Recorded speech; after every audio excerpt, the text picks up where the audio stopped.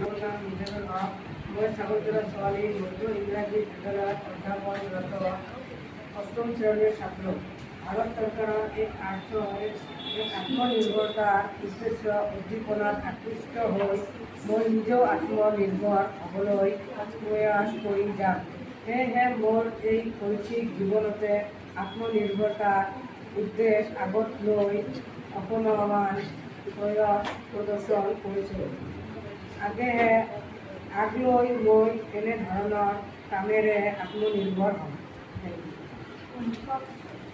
ভাৰত আয়ুৰ্বেদিকৰ বাবে বিখ্যাত আৰু মই এই আয়ুৰ্বেদিকৰ দ্ৰব্যবোৰ বনোৱাই বিভিন্ন দেশ বিদেশত বিক্ৰী কৰি মানুহক ৰক্ষা কৰিবলৈ চেষ্টা কৰিম।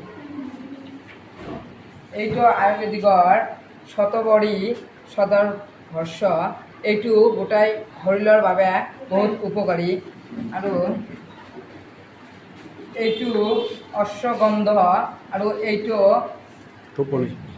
টোপনিৰ বাবে বহুত উপকাৰী আৰু এইটো ক্ৰিয়াফলা আৰু এইটো মানুহৰ পেটৰ বিষৰ বাবে বহুত উপকাৰী আৰু এইবিলাক হ'ল দ্ৰৱ।